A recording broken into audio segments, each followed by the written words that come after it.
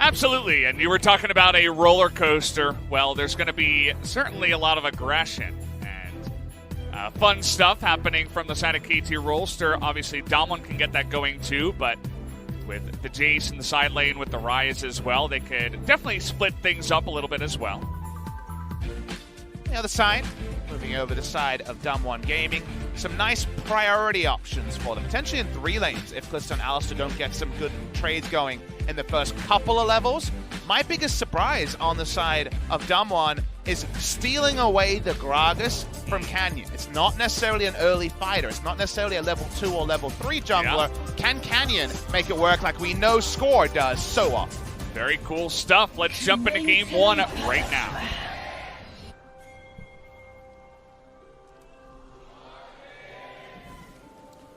See the KT fans still out here in force after a back and forth start, we can say, here in summer, whereas the DWG fans still looking to get things started.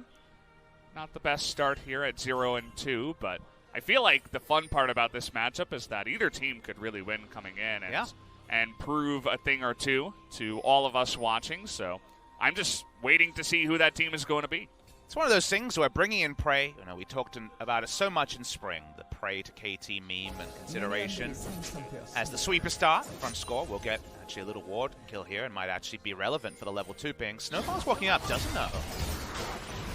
Snowflower doesn't know. He's going to turn it around here, though. Nice amount of damage from Prey, but Snowflower takes the majority of the damage coming in. He should be fine, though, on that Alistar. But bringing in Prey was both the shot calling AD carry and the upskill in bot lane that KT needed, but also insanely big for Brand. There's another nice trade comes on to Prey. Very active trading between Nuclear and Beryl. So that's why the fandom, I think, will never be denied. However KT does, people want to come in and see Prey. And while he's a legendary name, while almost all global fans will remember his contributions, his famous Ash arrows, etc., you have to also know this is a guy with hundreds of thousands of YouTube subscribers who has a really active stream. Just coming in and seeing Prey is enough to get people into LoL Park to watch KT. Absolutely. I mean, they've had a pretty rough start, but at the same time, tons of fans just filling out the entire audience already. And I wouldn't say he's been the absolute main carry of when KT has won, but he's been doing quite well after coming back in, so that is definitely nice to see. Just taking a look at some of the runes here before we do hop straight into this one. When you Prey, people will judge you if you play poorly in your first few games of why did you bother coming back, but the full kind of answer to that, whether it was a good or bad decision, is written later, right? It's written in history and in retrospect rather than week number 2. I think so far, like you say, he's been competitive, which already is a good start, and theoretically, he should only get better. Yeah, so it'll be nice to see his kind of re-evolution, perhaps, is one way to put it. His return back. His second return back, right? Yeah, that's true. He went around in the 2014 OGN Champions days. He did actually announce his retirement halfway through 2014, then come back to qualify for the LCK's first split, spring, on then the GE Tigers. It's so hard to remember which damn name the Tigers were using, depending on the split. The no releash of the blue buff there, I feel like that's different than usual, but Canyon's got a good leash on all the buffs on the on the Rift in this one. Is it possible the blue Gromp has been doing some kind of introspection recently and now become more patient? You know, maybe for Canyon. I feel like, you know, you were talking about how it's not Canyon's typical kind of jungler to steal away, but the steal is real up against Score taking the Gragas, but he's made it work in an aggressive way anyway, which is really cool to see. Not, of course, the most important buff for Score by any means. Doesn't need it, but it does mean a level 3 to 4 disadvantage. The more interesting point is coming later, as the consistent re-invades can happen. Akali actually really does like blue buff. She's kind of the Zed school of these energy champions in that she can spam her Q with basically no regard for cooldown, but a lot of regard for energy. So energy regen is important there. Score going for the tricky gank path. That's what Snowflower. They have all their summoners, but they're trying to burst him down, and down will go Nuclear. An early gank here from Score. He talked about Score and Prey playing together. They make the play happen at first blow. And that's the sort of salvo you want to sound after your blue buff was stolen in front of your face. Lovely combination there between Prey and Score. Never played a professional game together. Only time they've ever played on stage was, in fact, at All-Star 2015. Both voted in for the Korean national team all those years ago. So now they are going to be regular allies, and we get to see good synergy between the duo lane and the jungler. Yeah, props to Snowflower, too, really quick on the mechanics to make that all happen. Knocks Nuclear up and makes it so that even if he does get his flash up afterwards, he's still going to take an immense amount of damage. So good communication and just a good start here for KT. Hands around. I believe he does spot eventually his top side. We know Noguri has priority, but that one's not going to force King out of lane. Canyon still sticking around, is going to smite that one down cheekily, but now has to flash away. So kind of unfortunate. I don't think the 62 gold is going to be worth it. Went from cheeky to red-faced very quickly, actually, in that particular scenario. Noguri's quick teleport back to lane forces King in, who doesn't want to deal with Noguri getting a free full push. Going to get the replay here. Again, it is a very standard path for Score, but not scouted. And if you draft Alistar and don't go bot lane, you get a very angry Papa Smithy talking about why did you bother doing this? And I love KT putting a plan together. It's one thing drafting, it's another thing executing. When both things come together, it's a beautiful thing to watch. And Prey is just so... He's like in a meditation state, but oh boy, Cannon, you don't have your flash. What are you doing? Trying to come down to the Scuttle Crab. See you later. As Papa Smithy waves goodbye as he goes down. Bit of a mistake. He's going to get caught out easily there as BDD just rotates over and picks up the kill. It feels like it's 2018 again, because in previous years, you could always count on Score to put one of those young ruffian junglers who sprout up in their place. Tarzan kind of evolved to be that person in spring season. This year, Score, re-energized coming back in, is giving Canyon a lesson on jungle pathing, and Canyon would do well to write down some damn notes. Absolutely. It's definitely not the first time for him, but it'll be a pleasure perhaps to learn from Score here, as Canyon is returning actually to the mid lane just to clear out some warding and vision. We're going to have that Infernal Drake to start things off, so already a nice amount of action, maybe more than the fans were expecting out of the LCK nowadays, but I'm happy to see it happening here in Game 1. And we just want to know, what do we expect from KT Rolster and DAMWON Gaming in 2019 summer? We still don't have that information, and KT obviously, with Prey coming in, the idea is not just that the 2v2 should be better, the shot calling also will get an increase there, as Kingan's already had an interview where he said just hearing Prey's voice in the comms is making things clearer for me. And you could tell that a lot more resources were being dumped into bot lane and defensive kind of reasons in spring season, that it just detracted from everywhere. BDD wasn't anymore a mid laner of repute. Top lane never got a start. Theoretically, KT are freed up to do more cool stuff in summer, and speaking of cool stuff, they're on this Inferno. Yeah, they see Canyon up on the top side. Hexflash coming in here from Snowflower, trying to make it happen. They're going to knock up Canyon again, and see you later. We will have to wave goodbye one more time. Fate's call as they continue on and take down a second one. And now Barrel's in a ton of trouble here. Is going to try to re-engage, actually, as he's trying to make the trouble on the other side. But Infernal goes down as well as the 2 kills. KT even thinking about re-engaging here, but they will just take the win and back away. And even with Noguri roaming down and flash from Showmaker, they actually don't connect the dredge line, don't get anything out of it. KT get everything, and their decisiveness is absolutely a pleasure to watch. Oh, it's fantastic to see. You were just talking about Prey on the comms, and then he's like, okay, Snowflower, we're going in here. Probably Score had something to do with that as well. The 3 of them get started on the Infernal Drake. They make an amazing turn straight onto the Gragas, who still didn't have flash and is super squishy with that AP build, and it's a thing of beauty. And the turn here is surprising because actually Beryl and Nuclear are walking defensively, and you just assume KT like, oh, they're not coming, we'll take the Drake. No, they know how strong they are. They know that Canyon, if he's the furthest forward, is free food. He's a Gragas with no flash, still for a couple of minutes, and they take him down instantly. The dredge line and Showmaker flash, of course, needs that dredge line to hit. If it doesn't, it's going to be dodged away from, and because of that, we get this scenario where KT get everything. And again, I come to the point that people underrate what it means to have a bot lane that always loses, that communities all over saying KT bot lane, where's Prey, where's Prey? You know, cold calling this AD carry who had retired, you know? That is a lot for young players, coaching staff, etc. to work around, Valdez. And it's something that KT never escaped from the shadow of what their bot lane was in 2017, 2018. A symbol of strength. Deft and Marta, laning gods. So having Prey and Snowflower is freeing them up to just have a lot of upticks everywhere.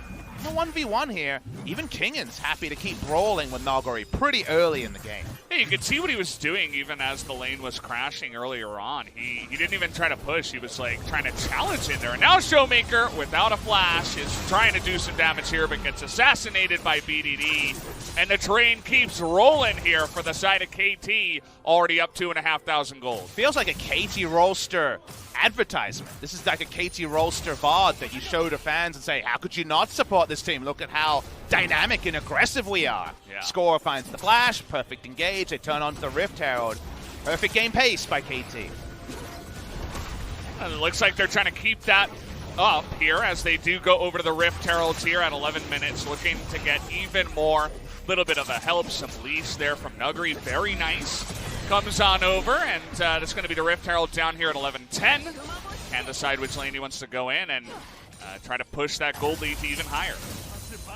So far, Kingan going CS for CS with the lane dominant Jace. Nice look there. Don't need to talk about the jungle matchup. You know who's winning that one. BDD being able to follow that up with plenty of kill involvement. The CS in the mid lane is advantage Rise, but that's the only meaningful kind of on-paper priority lane to CS lead that we're seeing in this game. And there's kills all across the Rift. Kingan's watching as all of his youngs, all of the older players here who, of course, had success on other rosters have popped off. So everything going perfectly for KT, both imminently and as the game goes on. Yeah, especially early on in the game, obviously Rise is going to try to harass this Akali as much as possible. And we saw actually a lot of good trades that did go his way. But the extra kills and assists means that it's going to be BDD with the streak and with the gold lead in the mid lane. So, got to be feeling good about that. Pretty much every lane is doing quite well, and already KT have come out here and made a statement in the early game. Then when Gunblade comes in, as we know, Akali, a different animal, back to now. Gunblade is done, so the timer has been hit, and it's often a weather the storm till this item comes in, and everyone else gets their core done. This is win and then get that core in. And now KT can kind of have their cake and eat it too. Blog about it. They're in a really good spot here to just unleash their power on the Rift. And DAMWON actually just kind of want to pull away and catch up in terms of some of their effective items. Because we got to the point where KT's going to start looking menacing. It's early, and it's just on KT to smash and grab whatever they want. Still waiting on Score to use that Rift Herald. We haven't seen him go for that just yet, but now he's pathing up to the top side and wants to steal out the red, actually. Canyon waiting here in the mid lane, so won't be in position to go for that. We see a lot of go pings up in the top side, too, maybe thinking about red into a dive up in the top side. Let's wait and see as Score and BDD are now rotating on up to the top here, but not much of a wave outside of that canyon, so, or the cannon, rather. So maybe just the Rift Herald to come in and get King in a couple of plays. It definitely makes sense to give the champion that can overwhelm team fights later the gold at this point in a tough laning phase. Diving the Jace actually a lot harder than it used to be because you can't tank with the Aatrox freely like you did it before. Yeah. So a lot more required there. They back away.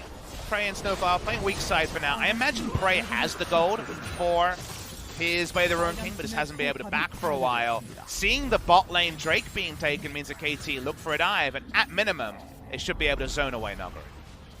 Yeah, I agree with the good read here. Not sure exactly how he was able to get it, but with that play, they don't even have to get the kill.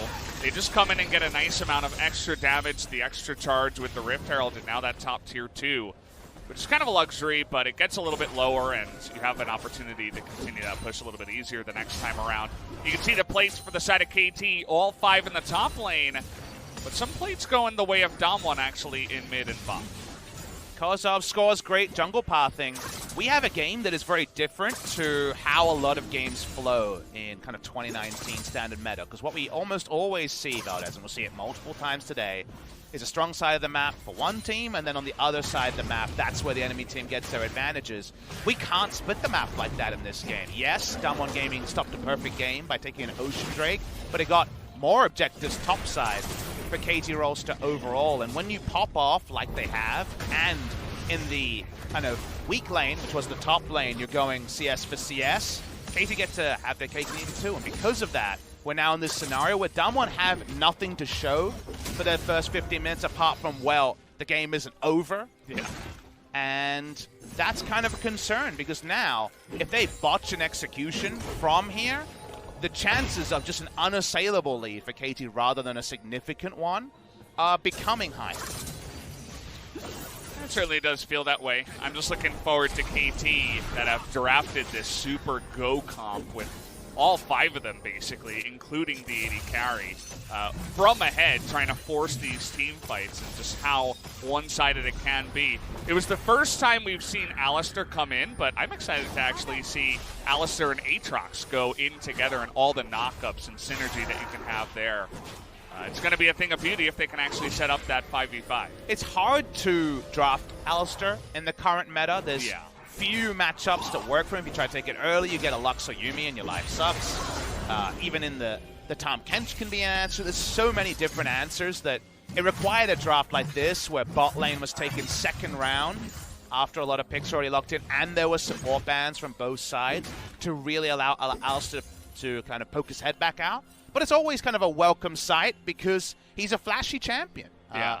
Laning phase level 1 obviously is not big, but the moment Alistar's kit comes together, especially with a Kalista to either help him or give him a get-out-of-jail-free card, engage is flashy. So it's nice to see the return of the cow, even if we shouldn't get used to it. He just has that kind of kit that as long as his numbers aren't totally awful, he's going to be around every once in a while. As now in the jungle here, Score, he's looking to really teach a lesson here to Canyon, but he gets him low, the stop button's there, but BDD trying to help him out, but the extra kill goes his way, and fights on both sides now as Nuclear's going to go down. Ingen trying to go 1v3 over here on the left side, but it's not going to get the reset.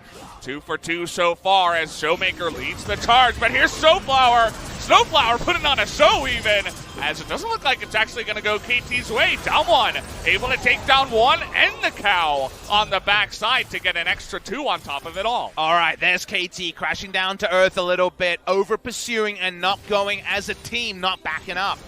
The top side there means that Score dies early, and then it's kind of the dominoes, one by one, entering the fight late. BDD couldn't fight with the Kalista in this fight because the ult was already down, and they weren't actually able to turn around a fight that looked like Kalista be primed to turn around and finish off those lower health members on the re-engage. The re-engage decision was off. The aggressiveness that Score opened it with couldn't be matched by his duo lane. So definitely some mistakes on execution from KT. It's not a flawless tight shift just yet.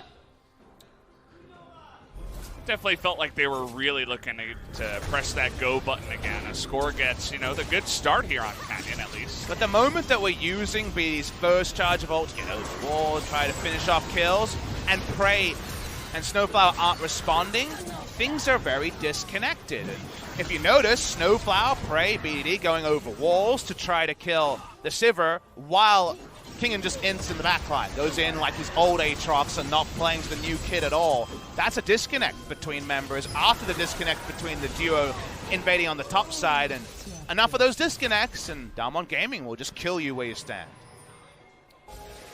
Bella doing a great job to proc that stopwatch as well at the exact right time.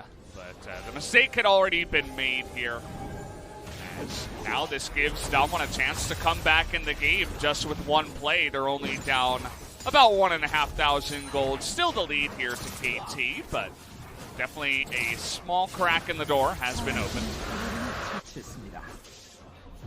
Drake will be taken by KT, so matching Ocean, not obviously the biggest significant objective to discuss here, but at least good news for DAMWON. Now that the game has evened up a bit more, they have time to throw Showmaker into top side, take an unanswered turret, so these are the trades of objectives that weren't guaranteed. If you don't botch your execution from ahead, like KT had, when your item spikes are there as well, you have to botch for DAMWON to actually be able to trade objectives. It should have just been KT getting everything.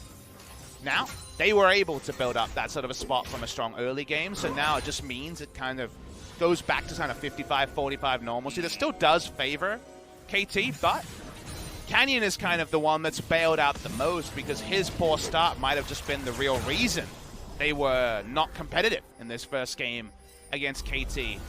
There's now the chance with just 1,000 gold between the teams that the right cask could be the re-entrance of DAMWON Gaming into game number 1. Though even though there are some glimpses of greatness and the fantastic start that KT had, we always talk about the most important thing for a winning team is consistency, right? You need to come out here every day and be good at all steps in the game. You can't be Jin Air where you get all the first bloods, but then you fall apart in the mid-late game because your macros not quite up to par. So KT gonna have to change something up. We'll see how they do here as the game is going to crest above that 20-minute mark. Talk about how Nuguri is not obeying the recent meta trend on Jace. No mana mute on the Jace in this game. It's double lethality. Very Nuguri approach to the game. It's the most immediate power. It means his siege is going to be overwhelming if he does group with the team.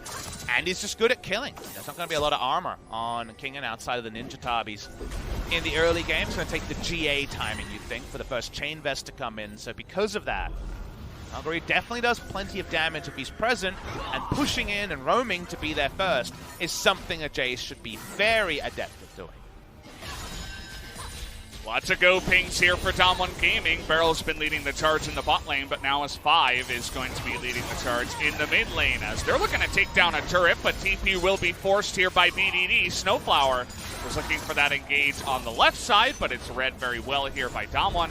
We're going to back after a nice chunk of damage on the mid lane turret. Good set piece play from DAMWON. They had the control on the side. First push, as we mentioned, and you want to siege with blue buff, double lethality Jace. EQ went wide the first time.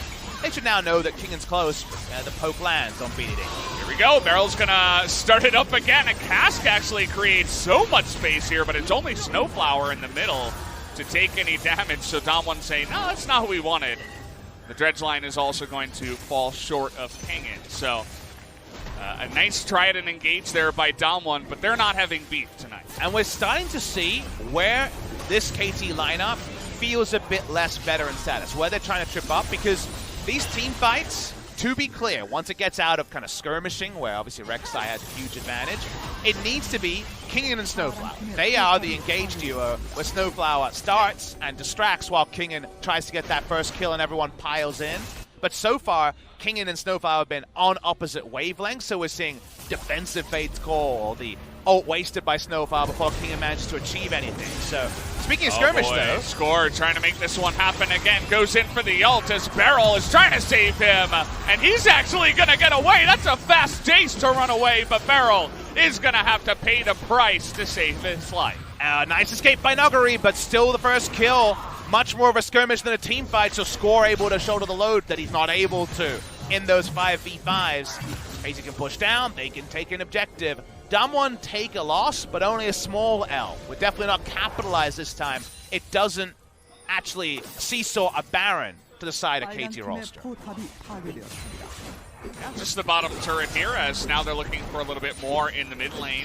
A lot of defense pings by the side of DAMWON to try to get on over here. So, yeah, just the kill in the turret, but they do open that lead up to at least 2,000 and get some more items here. You can see a lot of control wards being bought up by the side of KT, as maybe they'll prepare for some of these objectives. The mountain coming up in 20 seconds, and it looks like both teams want to make a move towards that.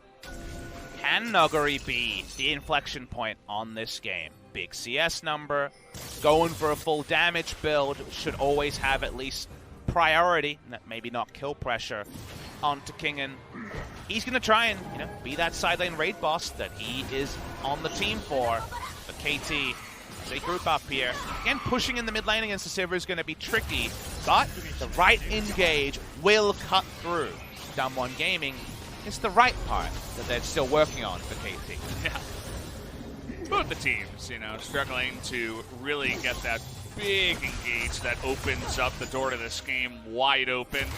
Just the crack in it so far, as now DAMWON posturing over on the right side, but good spread out positioning from KT, not giving anything up just yet.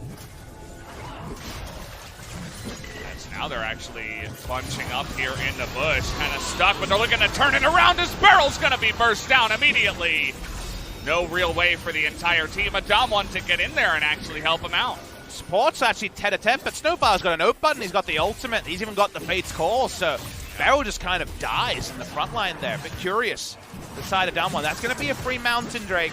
Doesn't have to mean a Baron, though. And speaking of Baron, DAMWON Gaming can at least prep around that area. Starting it, that'd be a little bit bold. Yeah, not yet. Maybe if they were able to pick up a Mountain Drake instead of the Ocean Drake, but even then, would have been hard, as now KT, after their bit of a mid-game oopsie, have been able to get a couple of nice things under their belt afterwards. But we just can't give them the benefit of the doubt yet. They still have to earn it. So even though KT, when we talk about where we said they would be strong, they're definitely still in that window. Even though they had a really good early game, they could lose this game. DWG Gaming could still win game number 1 because KT have no kind of benefit of the doubt on locking out games from ahead. So because of that, it still feels like there's nervous energy on both sides because no one right now is kind of thinking about game number 2 just yet.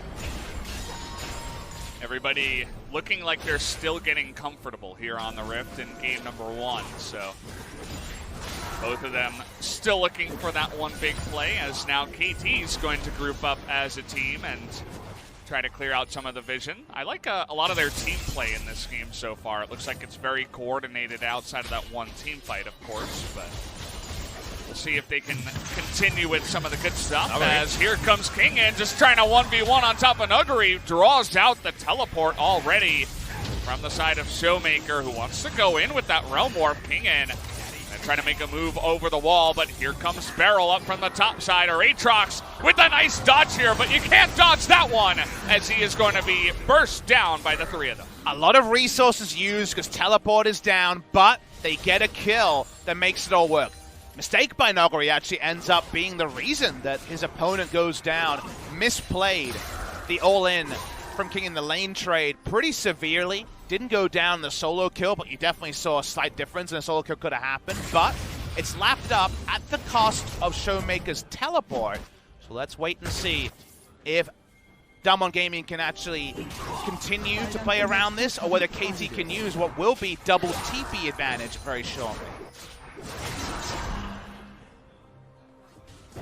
We'll see how they do here, as now Prey and Snowflower trying to make a move in. And you were talking about all those no buttons for Alistar.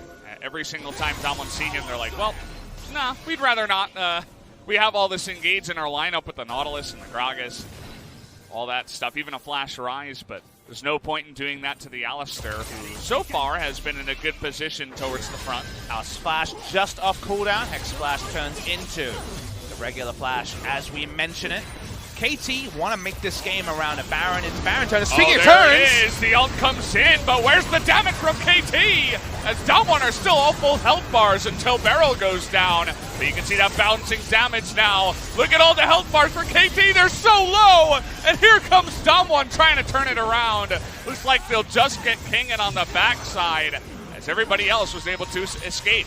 KT had to invest so much of their health bars to get that primary kill on Aatrox that for one of the few times Aatrox getting access to his Bloodwell wasn't relevant. Prey was on about 10 HP the moment that first kill came in for the Aatrox, and Snowflower was chunked out heavily for the turn. So while the turn looked decisive, again, the damage behind the CC wasn't there. Watch the replay here.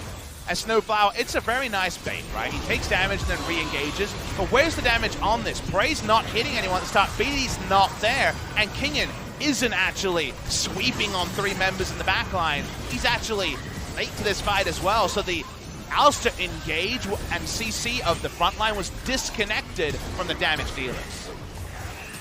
Yeah, not much damage coming through as you were talking about. I was looking at the backline and just how KT took so much damage. It was a myriad of things. It was Jace jumping in, doing the burst to Prey, then the cast came out, and then the ricochet and the bouncing from the Sivir, including her Q. So just a lot of miscellaneous stuff being thrown out there and chunking out the majority of that KT team means that, as I was saying before, DAMWON do have a nice amount of disengage and ways to try to kite them out. Because it's hard team fight Kalista, right? It's so much lifesteal already done. Of course, AoE bolts also apply lifesteal and a lot of flat lifesteal. I think it's like either 32% or 30% lifesteal, and then the Hurricane to make it effectively more. It's team fight frontline Kalista, but she had no access to the enemy team. Speaking of the enemy team, okay, I guess we're just going for it as they do bait out a flash there from the side of Prey. He's not wasting any time, and now KT a little bit separated, but they're trying to burst down Nuclear, and they're going to be able to do it as Score is going to get into the backline and get that a very important kill. And now KT continuing to try to go along here, even without BDD, who distracted the Jays. They are able to pick up 3 kills on the back of that fight. Score lying in wait, allow them to get the fight, which ended with Prey free autoing. It ends with that. You know it ends with a KT victory. They should go and turn on Baron. They have a lot of Baron secure here. Smite and Rend available. You can see that DAMWON know about it as well. They see the TP there on the ward of their own, but now they're just trying to get this consolation prize of the cow on the backside. We'll see if they can actually do it. Looks like they should be able to. Snowflower, no summoners, no anything, but the cow for the Baron, that's not a trade I'd take. Unless I were on the side of KT, of course. Korean teams only get beef barbecue when they win. A lot more rare in Korea than the pork variant. So, DAMWON Gaming kind of understanding this game 1 is slipping away from them. Just want to get some cow where they can. So they take down the Alistair. Baron is done. KT now gonna have a lot of threat behind them. BDD disconnected from the Kalista. They're going to be fine. Should be just fine as now KT. They really did not want to give up that Mountain Drake. They already had 1 for the first Baron. How about a second one for the next one? And for their push with the Baron, KT now not the best start in the mid-game, but able to turn things around with this fight. And it's because Score actually had a lot more agency this time. He was already in position on a champion that can find it very difficult to gap close. Prey's not there this time, but the first kill is just Score mostly brawling with the front line, and then Prey can frontline. At this point, both teams actually want to play, especially the AD carries, in very close quarters because it's Hurricane and then just Sivir who fights the tank line anyway. Only Jace is trying to buy space. Everybody else wants to hard engage, and, well, the timing there, a lot more on point, the side of KT. They've got the Baron now. Their siege is certainly pretty abysmal when you talk about the actual champions. When they roll up to a turret, they're much more about turret dive than turret siege with only Akali. So it's Kalista for a ranged champion. Yeah. They can play multiple lanes, but they're not choosing to play top lane with the minion wave so far out. So they're going to try to walk up here. No reason for DAMWON to back away. Yeah, they just come up. They have Sivir, which is one of the best champions for clearing out waves, especially against Baron. You just throw out a bunch of your stuff, a couple of autos. But look at this minion wave. Because it's being sped up by Kingen, the resulting mid lane minion wave isn't there. So actually Sivir can just walk between waves at the moment, which is not what you want. KT finally have Prey start to bring up the minion wave, but it's too easy. It's one wave by one. Yeah, this is why we talk about timing when we go for Baron pushes, especially up against a team that has so much wave clear. And this is a perfect example of maybe what not to do, as now we're going to rotate down towards the bottom lane. Kingen has been able to push this one in a little bit faster, and Prey is going to get there first. So a bit of damage does come out here, thinking about getting into that back line if DAMWON did stay, but they do pick up that turret finally. A lot of coaches would definitely go back and VOD review this afterwards and talk about, okay, you guys can see this lane state. Either you send someone to the mid lane wave, recall, and just bring up a wave faster, because of course the Baron minions walk faster, or you look at it and say, even that's not going to work. Let's play 3 lanes to start and then make it about 2 of them. But the disconnect there wasted a lot of Baron time. They definitely won't be breaking base on this first Baron. Hey, think about what they've taken on the Baron. I think it was the one mid-tier turret, or the tier 1 turret, and the bottom tier 2. They are trying to make something of their last amount. Here we go. But here's the engage, looking for Nuclear again. He is going to be able to flash, but BDD is going to assassinate him in the back line. And that is what they wanted all this time. They're going to get the 2.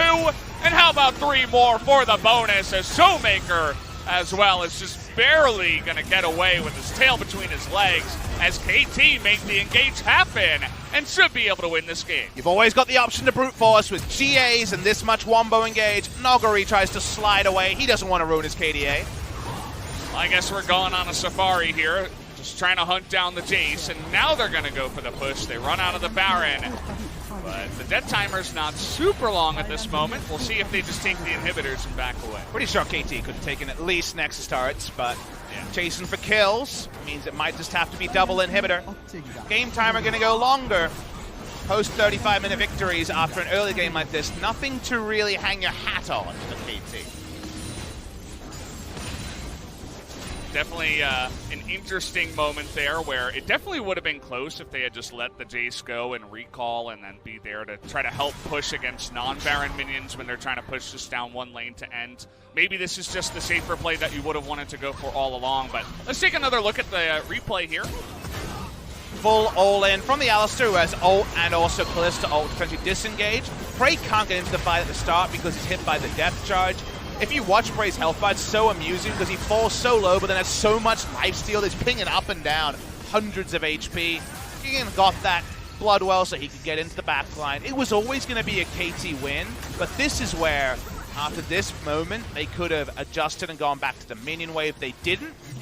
And the cost is Nexus turrets, maybe not the game end. Even Prey from the mid lane is like, I'm not going to auto down any of the buildings. I'm going to walk all the way down and spend all this time trying to kill the Jace. It looks like a team that hasn't done much winning this year. Winning and then trying to kind of internalize what that means. And getting KDA up and all these things when it's connected to smart pushes around waves is fine. But in games like this, it means the clock will continue to drag. The 36 minutes here, with how the game started for KT, is a cause for concern if you want to start ranking them up the top. But I think KT just want to win games. They're not concerned about how pretty it is. They're not concerned about where they are in the power rankings. They just want to win games of League of Legends, and they still are on the precipice of that, at least for game number 1. Well, we are going to start up the Baron here with that Kalista. It's going to take a miracle for DAMWON to get on in here and try to steal this one away, as there you go, the smite comes in and Snowflower trying to get in the backside is going to get the 2-man knock-up here. Depth charge there on a score, but the rest of the damage coming in as another big knock-up comes in from Snowflower. And now we got an Aatrox on the loose, thinking about getting in there. But a good spread from the side of DAMWON as they're just trying to stay alive, but it's interrupted as Showmaker is not going to get out. BDD with another good interrupt there, as now Nuclear's going to go down. The rest of DAMWON should follow. Super Minion's already pushing in the main base as the TP's going to come out. Nuclear is going to be the last one to die, and KT are going to push in for the victory. Just desserts go the way of KT. Their good early work allows them to close it out. 37.5 minutes for game number 1. KT Rolster, they play with their food a bit. They didn't get it all perfect, but they get the perfect answer for their fans. They get a victory in game number 1. By hook or by crook, they are able to make the game happen here, so good on them. They do win game number 1, but definitely the question of consistency will have to come into Non-Prey, who had a 700 bounty when he died in the final fight. Didn't matter. No finish the fight memes from Halo required here. They were able to get over the line and take it down. KT versus DAMWON, game number 1 goes to KT, but this could definitely still be a full 3-game series, and how both teams react to their first game of the week is going to be fun to track in our Game 2 draft. It should be fun to see how things do switch up when the teams do change sides, and I think one change that is not going to happen is Score getting pulled out here after game number 1. As we mentioned before, not 100% sure about, why they're playing so much Umti. I mean, Umti looked good on his Lee Sin, but then other questions about why you wouldn't play Score. Looks good here in game number 1, passed the eye test there, so we'll have to wait and see if he does stay for game 2. Good news, Noguri's stats are still going to be pretty sick, 32.3k champion damage, but as we know, dumped into an Aatrox mostly in the 1v1, but not able to actually be a raid boss in the side lane like his team needed to be. Otherwise, very much a team effort. What do we say about these Kalista Alistar comps? We're just all getting in there, piling on. Yeah. Everyone's doing a bit of damage. 14.3k from score, I think, is complementary to his timings. To actually get that much damage in on that particular champion, the Rek'Sai, is actually pretty tricky. Yeah, he was just really good at positioning and being in the right place at the right time, and that is exactly what we expect out of Score. So, very good stuff from him in game number 1. We'll have to wait and see if KT can be consistent, at least in their wins tonight, up against DAMWON after this short break.